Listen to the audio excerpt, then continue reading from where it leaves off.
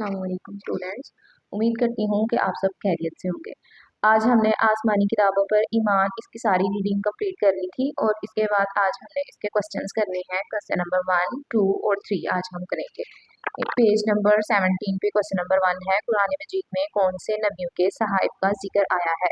तो ये आपने रीडिंग में पढ़ा था कि कुरान मजीद में हज़रत इब्राहीम अलैहिस्सलाम और हज़रत मूसा अलैहिस्सलाम के सहाइब का जिक्र मिलता है। ठीक है, ये आप लोगों ने क्वेश्चन नंबर 1 का यहाँ से यहाँ तक निशान लगाना है और ये क्वेश्चन करना है। ठीक है, आगे क्वेश्चन नंबर 2 है, अल्लाह ताला की मशहूर किताबों के नाम लिखें।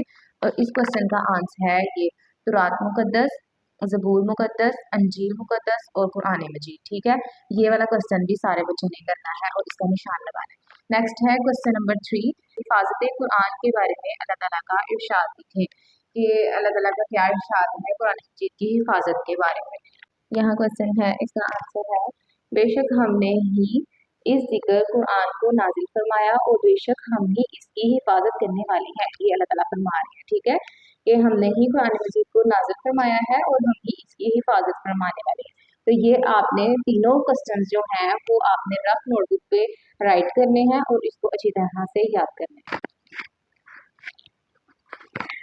अस्सलाम वालेकुम स्टूडेंट्स, आज हमने साइंस का पेज नंबर 22 का टॉपिक पढ़ना है, एनिमल्स विद एक्सोस्केलेटन। तो सबसे पहले आपको एक्सोस्केलेटन का पता होना चाहिए। एक्सो का मतलब ही होता है आउटर, आउटर यानी बाहरी, और स्केलेटन मतलब ढांचा, यानी ऐसे जानदार, ऐसे एनिमल्स जानवर जिनका ढांचा उनके जिस्म से बाहर पाया जाए। जैसे some animals such as spiders, spider, crabs and beetles have an exoskeleton, यानी वो जानदार, ये एनिमल्स जो है ना, स्पाइडर हो गया, क्रैब, बीटल्स हो गए, ये एक्सोस्केलेटन कहलाते हैं। अब एक्सोस्केलेटन की डिफाइन पढ़ लेते हैं। An exoskeleton is a hard outer covering that provides support and protection to the body, यानी एक्सोस्केलेटन बैरूनी ढांचा। ठीक है, इसे हम उर्दू में पढ़ेंगे। बैरूनी ढांचा जिस्म का सख्त बैरूनी हिफाजती हिस्सा होता है जो जिस्म को सहारा देता है। जैसे हमारी हड्डियां हम लोगों को प्रोटेक्ट करती हैं, सपोर्ट देती हैं खड़े होने में, इसी तरह एक्सोस्केलेटन जो इंसेक्ट्स वगैरह होते हैं विद एक्सोस्केलेटन, वो उनका स्केलेटन जो बाहर उनकी बॉडी से होता है वो उन्हें प्रोटेक्ट करता है, उन्हें सपोर्ट देता है।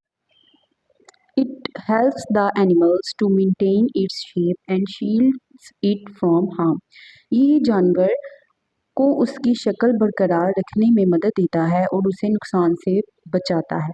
जैसे हमारी हड्डियां हम लोगों को एक शेप देती हैं बॉडी की। ठीक है, हम लोग अगर हम सिर्फ स्किन हो तो फिर कोई भी शेप नहीं है बॉडी की, अगर हड्डियां ना हो तो। इसी तरह ये स्केलेटन, जो एक्सोस्केलेटन वाले जितने भी एनिमल्स हैं ना, एक्सोस्केलेटन उनको हेल्प देता है उनकी क्या शेप को मेंटेन रखने में, और उनको बचाता है नुकसान, कोई भी बाहर से कुछ भी उन लोगों को नुकसान पहुंचता है तो उससे उन्हें बचाता है, शील्ड मतलब बचाता है। ठीक है, तो इस जैसे हमारी हड्डियां, हम लोग गिरते हैं, चोटें वगैरह लगती हैं, तो हमारी हड्डियां हमारे मेन ऑर्गन्स को बचाती हैं ना। हमने पढ़ा था हमारी जो दिल है, हमारा जो दिमाग है, वो सारा हड्डियों के अंदर है ताकि वो महफूज रह सके, क्योंकि वो तो बहुत नाजुक ऑर्गन्स हैं हमारे। तो अल्लाह ताला ने उनकी प्रोटेक्शन के लिए हड्डियां रखी हुई हैं।